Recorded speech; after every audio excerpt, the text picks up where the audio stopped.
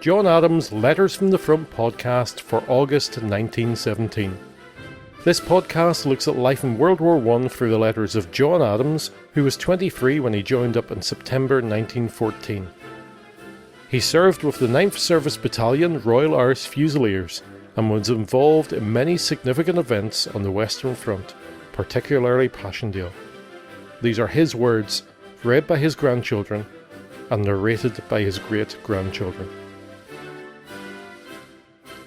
This month we have no letters from John Adams, we just have 4 field postcards. Field postcards were written with very little information just to let people back at home know that you were still alive. I suppose the modern version would be a text when you get home. Maybe John Adams didn't have time to write, maybe he didn't have much of an indication to write. But this was in the middle of Passchendaele, where the 9th Service Battalion of the Royal Irish Fusiliers was getting ready for the planned attack of the Battle of Lingermark on the 16th of August 1917. That's what we look at in the history section of the podcast this month. My name's Mark Adams, and John Adams was my grandfather.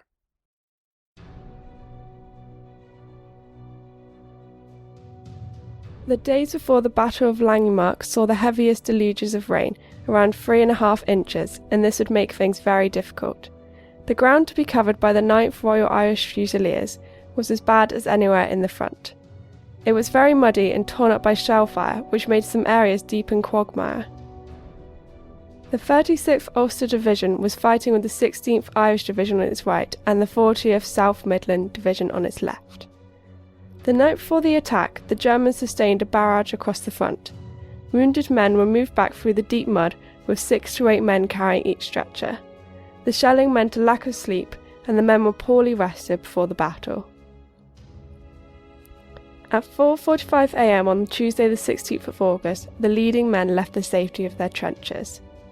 The Germans fiercely fought the position, not wanting to become prisoners, with the enemy fighting until nearly every man was killed. Trenches and machine gun posts were taken, but with heavy casualties, and many men had to wait in shell holes while the halfway point Gallipoli Farm was captured, and a machine gun post was stopped.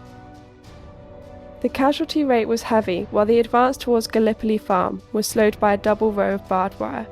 It was only cut in 1 or 2 places, which was soon covered by enemy machine gun fire. The casualty rate kept rising. A Company lost all of its officers, and command devolved to Sergeant S. Carvell, who led the men forward under heavy machine gun fire. The weight of enemy fire caused many to withdraw their positions for better defence, and at 8 a.m. the Germans launched a well-planned counterattack. A small group led by Lieutenant Wright became completely cut off from other groups.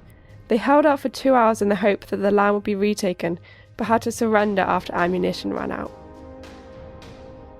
The German machine guns were able to position themselves to open fire down trenches that the 9th RAF were in, so they had to withdraw back to the start line.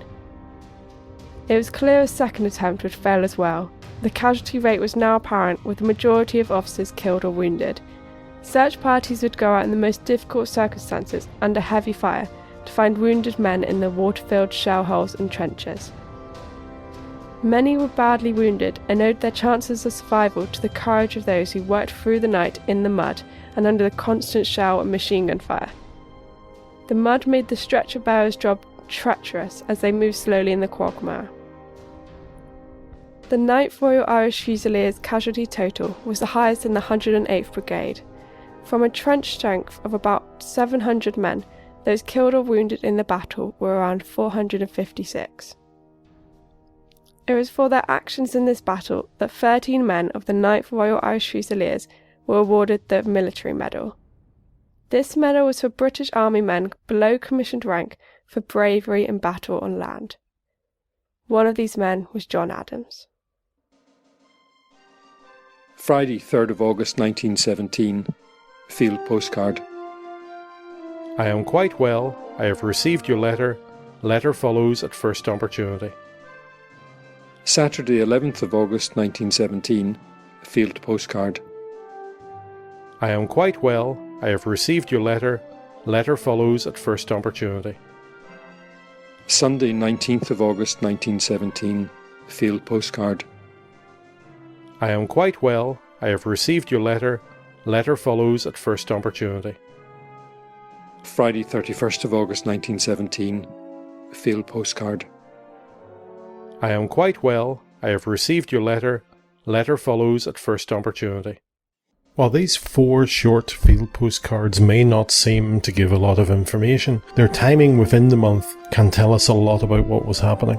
Here's my brother John talking about the placing of these field postcards within the context of the battle. It's quite sombering, this whole thing. It's interesting that they've been doing a lot of reserve work and probably a lot of carrying and stumbling across that battlefield for that couple of weeks before the 16th of August. And the Saturday the 11th was probably one of the sort of just a quick note. And then I think they went up to the front line on the 14th and were pretty much under constant shell fire and so on. Didn't have any food or anything like that until the attack on the 16th. It wasn't until the 18th that they were back out of the line again. I think the bookmark between the 11th and the 19th is really quite scarily important. Thank you for listening to John Adams' Letters from the Front podcast. To find out more about John Adams and his family, visit www.johnadams.org.uk/letters. The history of the 9th Service Battalion, Royal Irish Fusiliers, during the World War I is taken from the Blackers Boys. Visit them at www.9irishfusiliers.co.uk with the number 9. Podcast will be published 100 years after the letters were written, so will be published nearly every month. This has been a Mark Smith production.